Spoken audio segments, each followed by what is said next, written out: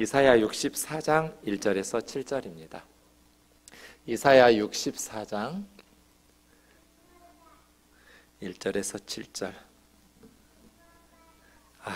수요일에 아이들 소리가 들리니까 너무 기분이 좋습니다.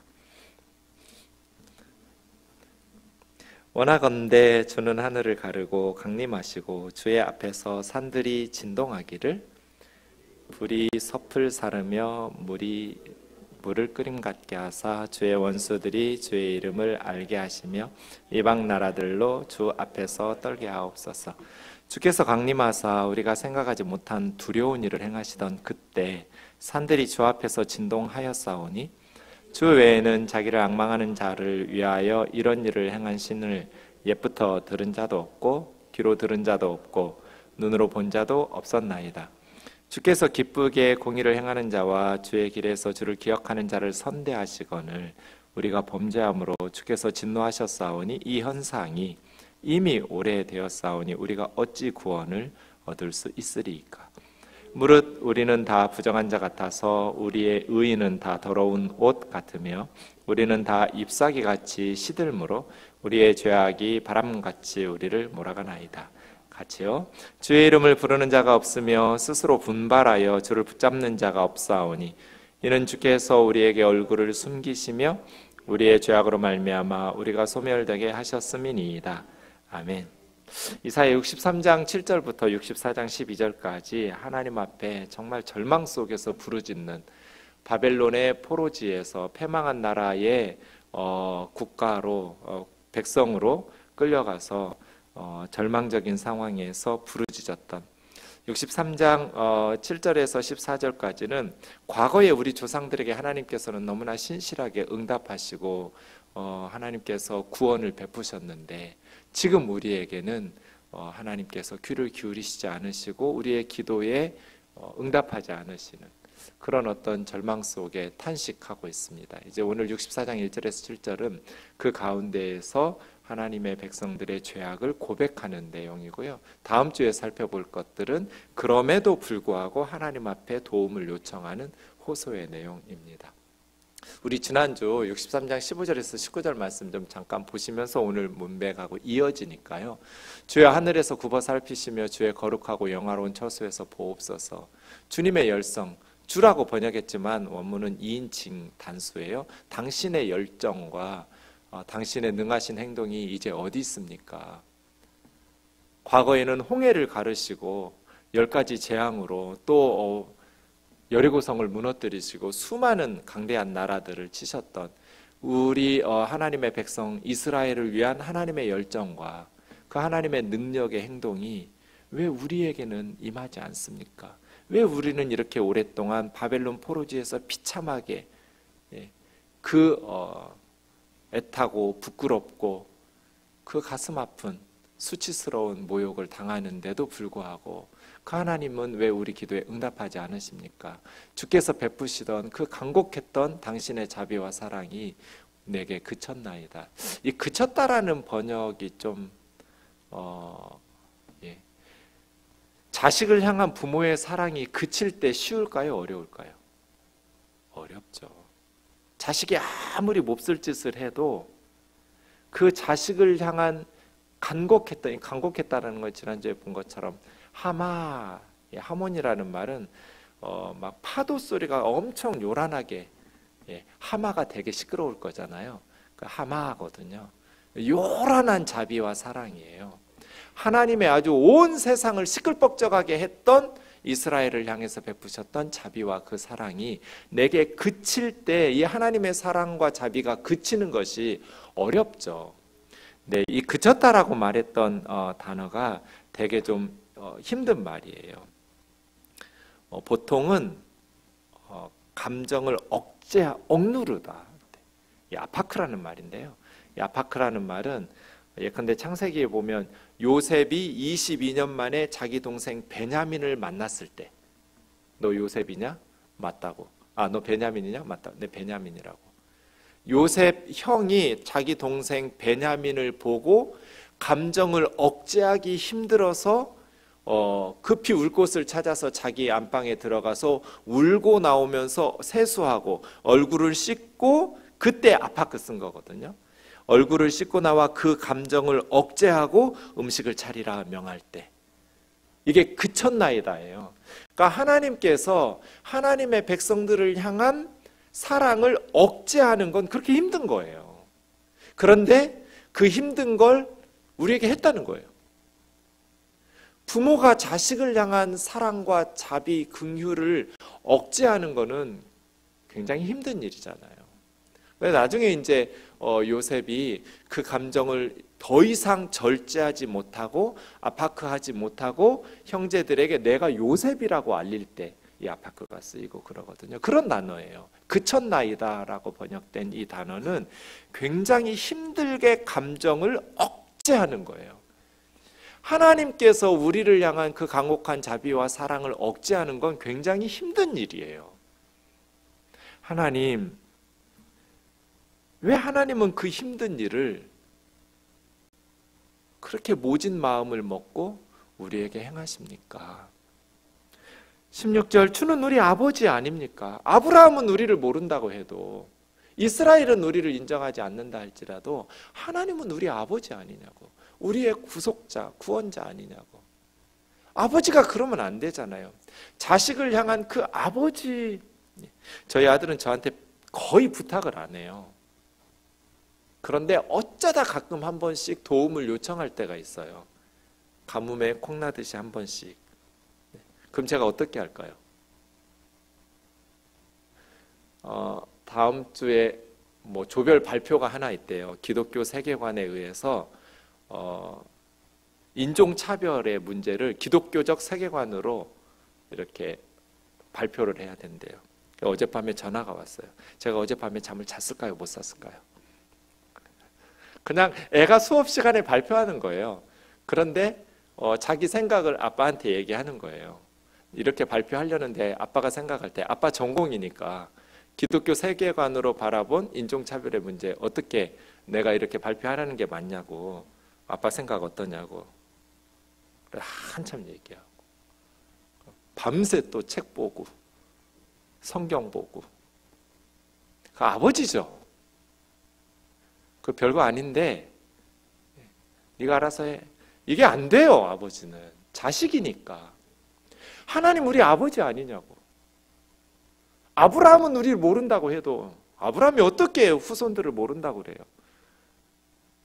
야곱, 이스라엘은 우리를 인정하지 않아도 어떻게 자기 후손들을 인정하지 않을 수가 있어요? 하나님 우리 아버지 아니냐고. 그래서 하나님께서 우리를 향해서 간곡했던 자비와 사랑을 아파크하는 건 힘든 일이에요. 그런데 그 힘든 걸 우리가 시켜요, 하나님에게. 17절, 그래 세 가지를 이야기했죠. 여호와여, 어찌하여 우리가 주의 길을 떠나게 하십니까? 왜 하나님 우리의 기도에 응답을 안 하셔서 우리로 하여금 하나님을 멀리하게 만드냐고. 하나님 제발, 나 하나님 떠나기 싫으니까 기도에 응답 좀 해달라고. 하나님 주의 길에서 떠나지 않게 좀 해달라고. 나 믿음 지키기 힘드니까, 자꾸 마음 흔들리니까, 바벨론의 신, 바벨론 세상 사람들의 소리에 내가 지금 착각하나? 내가 지금 미친 짓 하고 있는가? 하나님 붙들고, 이 지경에서도 하나님 붙들고 바라보고 소망하는 게 어리석은 일인가? 자꾸 흔들리니까, 주의 길에서 떠나기 싫으니까 하나님 좀 제발 빨리 응답해 달라는 거예요. 내 마음을 완고하게 해서 주님을 경외하지 않게 좀 말아달라고. 왜 하나님 내 기도에 응답하지 않으셔서 신앙 버리고 마음이 완고하게 돼서 하나님의 곁을 떠나게, 하나님을 경외하지 않고 싶은 마음 들게 하냔 말이에요. 돌아오시옵소서. 하나님 우리에게 돌아와 달라고. 두 번째 18절에 보면 주의 거룩한 백성들이 땅을 차지한 지 얼마 되지도 않아서 원수들이 주의 성소를 유린했다고. 바벨론 군대가 예루살렘 성전을 불지르고 짓밟았다고. 왜 하나님 돌아오지 않냐고. 이 상황들을 보시면서도 왜 하나님 우리에 응답하지 않으시냐고. 세 번째는 우리는 주의 다스림을 받지 못하는 자 같고 주의 이름으로 일컬음을 받지 못하는 자 같이 되었. 이 지경이 되었는데 왜 하나님 바라만 보고 계시냐고 하면서 이제 64장으로 넘어왔어요. 1절부터 4절까지는 같이 보시죠. 원하건대 뭘 원하겠어요? 하늘을 가르고 강림하시는 걸 원해요. 이게 1절에서 4절이에요. 가른다라는 말은 찍고예요. 하나님 제발 하늘 밖에 저 너머에 계시지 마시고 바라만 보시지 말고 하늘 좀 찍고 우리에게 내려와 달라고. 하나님 하늘을 가르고 우리에게 좀 내려오세요. 강림하세요. 하나님께서 강림하시면 주 앞에서 산들이 진동하기를, 불이 섭을 사르며, 섭이라는 것은 모든 불 가운데 땔감들, 땔나무를 통틀어서 나뭇잎이나 나무나 다 땔나무들을 섭이라고 해요. 불이 나무를 사르듯이 섭을 사르듯이 사르고 불이 물을 끓이듯이. 네. 오늘 사무실에서 라면 끓일 때 제가 이 말씀 생각났어요. 라면을 끓이려고 물을 끓이는데 막 물이 넘쳐 흐르도록 끓더라고요. 불이 물을 끓이는 것처럼 주의 원수들이 주의 이름을 알게 하시고 여러 이방 나라들이 주님 앞에서 떨게 하소서. 이게 무슨 말이에요? 하나님께서 강림하시기만 하면, 산들은 이스라엘 사람들에게 있어서 가장 견고한 거예요. 제일 안 흔들리는 애들이 산이에요.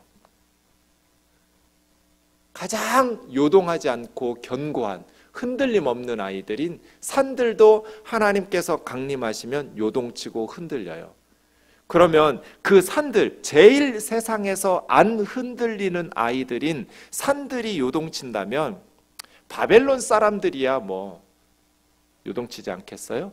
이방 나라들이 주 앞에서 떨게 하소서, 흔들리게 하소서. 산도 흔들리는데 바벨론 아무리 강대국이라고 해도 하나님이 강림하시면 흔들리죠. 그래서 주의 원수들이, 이방 나라들이 주의 이름을 알게 해달라는 거예요. 하나님이 참 신이라는 것을 깨닫게 하는, 하나님만이 이 세상에 유일하신 참된 하나님이라는 것을, 그것이 주의 이름을 알게 하소서예요. 하나님의 이름을 제대로 알게 되면 하나님이 상천하지의 유일하신 참 하나님이심을 깨닫게 되겠죠. 그렇게 임재해 달라는 거예요. 세상에 오셔서 하늘을 가르고 강림해 달라는 거예요. 3절, 주께서 강림하사 내려오셔서 우리가 생각하지도 못한 두려운 일을 행하시던 그때 산들이 주 앞에서 진동하여 싸우니, 이 3절은 언제일까요? 전혀 예측하지 못했어요. 상상하지도 못했던 일들을, 크고 두려운 일들을 행하셔서 주님이 강림하시더니 산들이 주님 앞에서 진동할 때가 있었어요. 언제예요?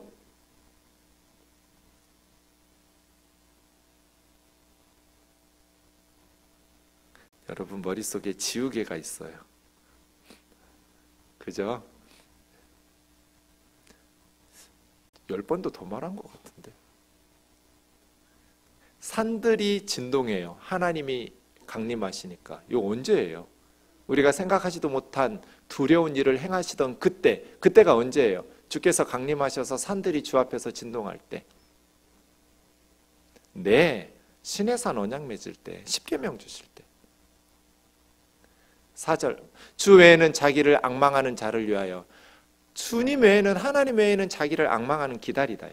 주님을 기다리는 자들을 위하여 이렇게 놀라운 일을 행한 신을 옛부터 들어본 적이 없다고. 귀로 들은 자도 없고, 귀라는 말 원문에 없어요. 그냥 듣다라는 동사를 다르게 2번 쓴 거예요. 로 샤마, 로 자켄. 그래서 둘 다 듣다예요. 샤마 들어본 적도 없고 자켄 들어본 적도 없습니다.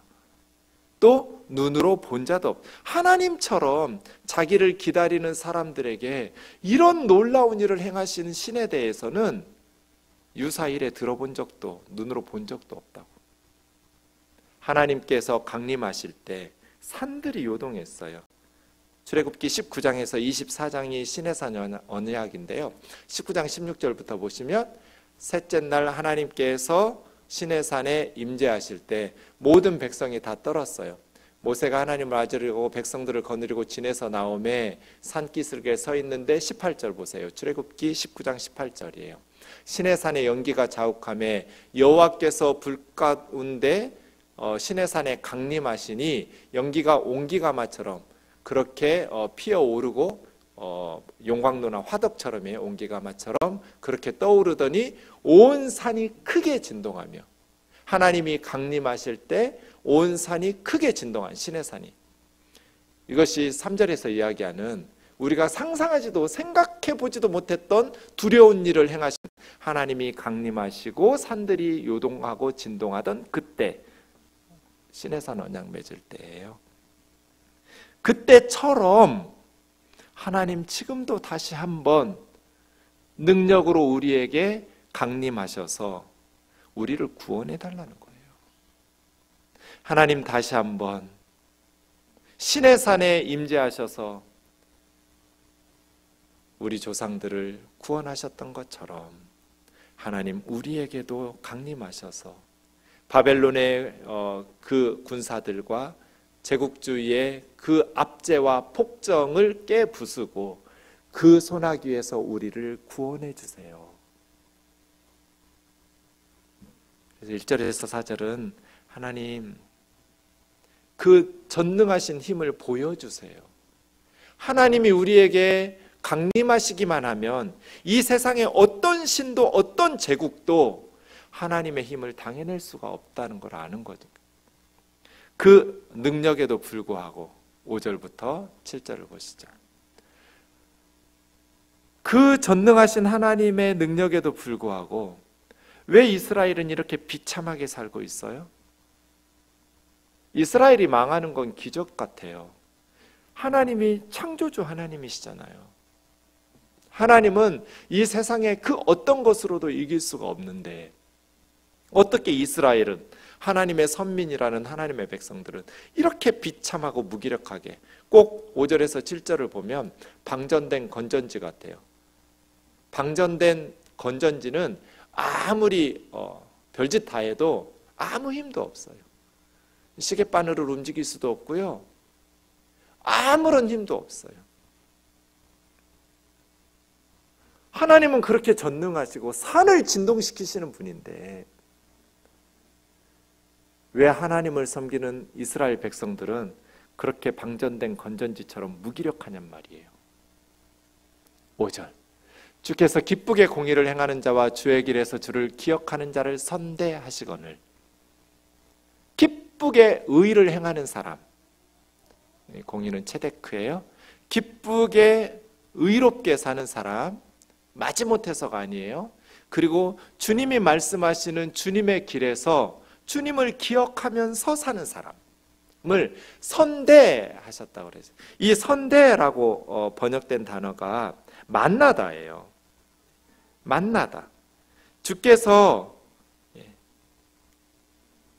의를 기쁘게 행하는 사람과 주님의 길을 걸어가면서 주님을 기억하면서 사는 사람을 주님은 만나주시거늘.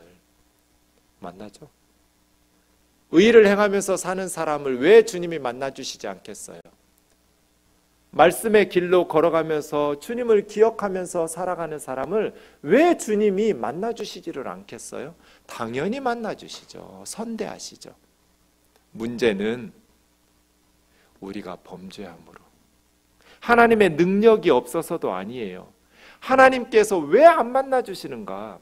왜 우리가 부르짖는데 하나님께서 하늘을 찢으시면서 강림하시지 못하시는가? 우리가 범죄함으로예요.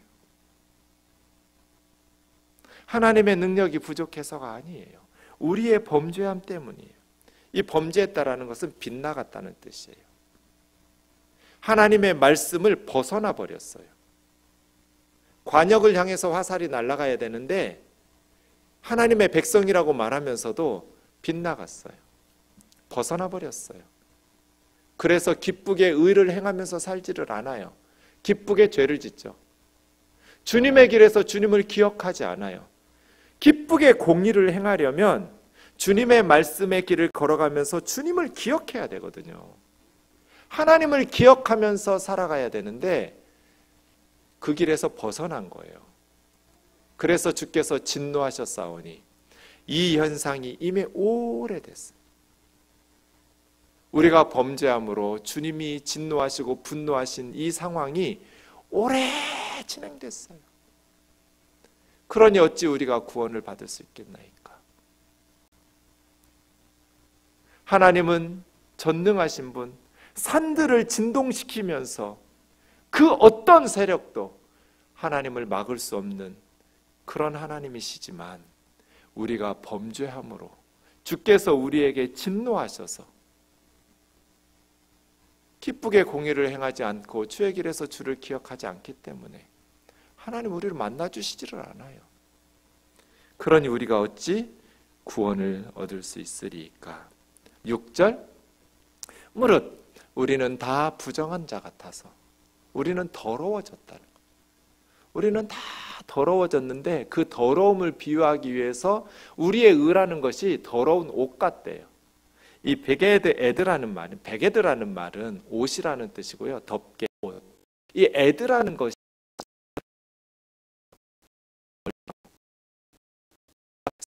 생리대예요. 옷이라고 번역된 저 단어는 이스라엘 백성들이 가장 부정하게 여기는 그러한 물건 중에 하나죠. 우리의 의가 다 부정한 더러운 옷과 같아서 우리는 다 잎사귀같이 시들므로 나무에 붙어있는 싱싱한 푸른 잎사귀가 아니라 다 말라 비틀어져서 시들어버려서 떨어진 낙엽 같아요. 우리의 죄악이 바람같이 우리를 몰아가나이다. 나무에 붙어있으면 바람이 불어도 떨어지지 않을 텐데 이게 시들은 잎사귀같이 땅바닥에 떨어진 낙엽은 바람이 부는 대로 휩쓸려 날아다니겠죠. 쭉정이처럼. 죄악이 바람 같대요. 우리 죄가 바람처럼 우리를 휘몰아간다. 진짜 절망 그 자체예요. 하나님, 저의 의는 더러운 옷과 같습니다. 우리는 다 잎사귀같이 시들어버려서, 이 시들었다라는 말, 나발이라는 뜻인데요. 죄악이 바람처럼 우리를 몰아가고 있습니다. 죄의 바람이 불어도 버텨야 하잖아요. 날아가 버리면 안 되잖아요. 죄가 끄는 대로 질질 끌려다니면 안 되잖아요. 그런데 시들어버린 낙엽은 바람 부는 대로 날아다녀요. 죄가 끌고 다니는 대로 질질 끌려다녀요. 죄의 바람이 부르면 버티고 죄를 따라가지 말아야 되는데 하나님의 백성이라고 말하면서도 죄가 유혹하는 대로 바람에 불려서 날아다니는 낙엽처럼 아무 힘도 없이 버팅기는 힘도 없이 죄의 유혹에 질질 끌려다니면서 죄의 노예가 됐단 말이잖아요. 왜요? 시들어버렸기 때문이죠. 죄악의 바람에 날려다니지 않으려면 어떻게 해야 돼요? 시들지 말아야죠. 이 시들었다라는 단어 나발이라는 말이 시들다라는 뜻도 있지만 더 많이 쓰인 것은 무감각하다예요. 분별력이 없다. 그래서 어리석다예요. 여러분, 다윗의 아내 중에 아비가일이라는 사람이 있었어요. 그 아비가일이라는 다윗의 아내의 원래 남편, 전 남편이 나발이에요. 나발이라는 사람의 아내 아비가일. 그래서 나발이 죽었어요. 그래서 과부가 된 아비가일을 다윗이 아내로 맞이하는데요. 그 아비가일이 굉장히 총명하고 지혜로운 여인이었어요. 그때 나발이라는 사람, 나발이에요. 나발. 어리석다. 분별력이 없다. 왜 우리가 시들어버려요? 왜 말라 비틀어져요? 어리석기 때문이에요. 분별력이 없기 때문에. 이 세상에 살면서 하나님의 백성이라면, 하나님의 말씀을 들었으면 분별력을 가지고 살아야 하잖아요. 나발, 어리석게 분별력을 상실하면 시들어요. 그래서 무기력해져요. 쇠약해져요. 그러니까 당연히 힘이 없으니까, 시들어버리니까 죄악의 바람이 부는 대로 날아다니죠. 버티지를 못하고 죄에 질질 끌려다니는 거죠. 이거 로마서 7장 22절 23절 말씀에서 사도 바울이 말한 적 있죠. 같이 한번 읽어볼까요? 시작. 내 속사람으로는 하나님의 법을 즐거워하되 내 지체 속에서 다른 한 법이 내 마음의 법과 싸워 내 지체 속에 있는 죄의 법으로 나를 사로잡는 것을 보는도다. 마음으로는 거룩하게 살고 싶어요. 말씀에 순종하면서. 그런데 내 속에 또 다른 죄악의 법이 있어요. 죄 짓고 싶은 마음이 있어요. 그래서 나를 죄악의 법으로 질질질질 사로잡고 노예처럼 포로처럼 끌고 가는, 근데 그 죄에 질질질 끌려다니는 딱 그런 상태죠. 죄악의 바람이 나를 불었을 때, 죄의 바람이 불어도 버팅겨야 되는데, 죄 따라가지 말아야 되는데, 크리스찬이라고 말하면서도 죄의 유혹과 바람이 불면 날아가 버려요. 그래서요, 나는 포도나무요 너희는 가지니, 예수님이 포도나무고 우리가 가지라면, 또 그 가지의 이파리라면 예수 그리스도에게 붙어 있어야 되는데, 견고하게 붙잡고 있어야 되는데 말라 비틀어져 버렸어요. 시들어 버렸어요. 그러니까 떨어진 낙엽처럼 죄의 바람이 부는 대로 휩쓸려 다니는 것이죠. 정처 없이 날아다니는. 이 마른 잎사귀는 희망이 없어요. 나무에 붙어 있어야 희망이 있죠. 포도나무인 예수 그리스도에게 붙어 있는 저와 여러분 되기를 원합니다. 그래야 죄악의 바람이 불 때 그 바람에 날아다니지 않죠. 그런데 자기들이 지금 그러고 있다는 거예요. 바벨론 포로지의 이스라엘 백성들의 상황이 죄의 바람이 우리를 몰아가나이다. 마지막 7절이요. 주의 이름을 부르는 자가 없으며 스스로 분발하여 주님을 붙잡는 자가 없사오니. 주의 이름을 부른다라는 것은 주님에게 도움을 요청하는 거죠. 주여, 주님 앞에 기도하고 예배하는 거예요. 이제 더 이상 세월이 흐르니까 주님 앞에 기도도 안 해요. 주의 이름을 부르지 않아요. 주의 이름을 부르는 사람도 없고 스스로 분발하여 주님을 붙잡는 자도 없습니다. 주님을 붙잡아야 하잖아요. 힘들고 어려울수록 주님을 부르고 주님을 붙잡아야 되는데 이제 더 이상 주님을 부르는 사람도 없고 주님을 붙잡는 사람도 없어요. 분발해야 되거든요. 우르라는 것은 잠에서 깨어나는 거예요. 깨어나서 각성해서 주님을 붙잡아야 되는데 붙잡는 사람이 없어요. 주님을 붙잡지 않으니까, 주님을 부르지 않으니까, 주의 이름을 부르지 않고 주님을 붙잡지 않으니까 시든 말라 비틀어진 나뭇잎 같죠. 어떻게 우리가 시들지 않는 나뭇잎이 될 수 있어요? 주님을 붙잡아야죠. 주의 이름을 불러야죠. 그렇게 주님을 붙잡고 있어야 시들지 않고 싱싱한 나무가 돼서 희망의 역사를 일굴 수 있을 텐데 주님 붙잡지 않아요. 주님을 부르는 사람도 없어요. 그런데 왜 주님을 붙잡지 않고 주님을 부르는 사람이 없을까요? 이는 주께서 우리에게 얼굴을 숨기시며, 얼굴을 숨겼다라는 것은 은혜를 거뒀다라는 거예요. 하나님께서 은혜 베푸시는 걸 멈추신 거예요.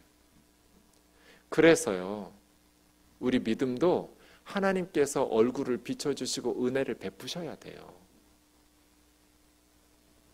주의 이름을 부르고 주님을 붙잡으려면 주님의 얼굴이 우리를 향해야 돼요. 우리의 죄악으로 말미암아 우리가 소멸되게 하셨음이니이다. 그런데 우리 죄 때문에 우리가 소멸됐다는 녹아내리는 거, 용해되다. 우리를 다 녹아내리게 하나님이 만들어서. 그러니 오늘 본문은 너무나 절망적인 상황. 이제 다음 주에 볼 8절부터 마지막 12절은 그럼에도 불구하고가 나오죠. 사랑하는 자매 형제 여러분, 지금 여러분의 영적 상태는 어떠신지요? 한국교회의 영적 상태는 딱 이사야 64장 같아요. 주의 이름을 부르는 자도 없고 스스로 분발하여 주님을 붙잡는 자도 없어요. 우리의 죄악으로 말미암아 하나님은 우리에게 은혜 베푸시기를 멈추셨고 우리가 소멸되게 하시는 것 같아요. 제가 목회 처음 시작할 때 가까우니까 청계산 기도원 많이 갔거든요. 거의 매주 간 때도 많았어요. 기도하기 딱 좋아요. 산마다 그냥 굽이 기도하는 분들이 많았어요. 요즘 가끔 우리 청년들 데리고 청계산 기도원 가면 거의 텅 비어 있어요. 예전에 제가 개척할 때, 예전에 다닐 때 청계산 기도원 갈 때는 무슨 걱정을 하면서 갔냐면 자리가 있을까? 사람들이 너무 많아서. 그런데 지금은 더 이상 그런 걱정이 필요가 없어요. 텅텅 비어 있어요. 명당 자리가 다 비어 있어요. 옛날 같았으면 꿈도 꾸지 못할. 하나님 부르지 않아요. 주님을 붙잡지 않아요. 자기 힘으로 그냥 각자 도생하려고 그래요. 이 험한 세상에서,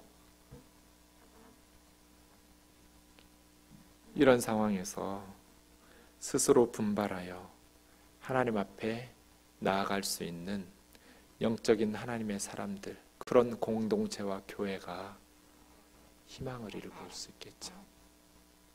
하나님께서 우리에게 주신 말씀을 가지고 이렇게 우리도 하나님 앞에 기도하고, 그럼에도 불구하고 우리가 붙잡을 분은 하나님밖에 없다고, 하늘을 찢고 강림하셔서 온 세상이 주의 이름을 알게 하시고 주님 앞에서 떨게 해달라고, 그렇게 기도하는 저와 여러분 되기를 원합니다.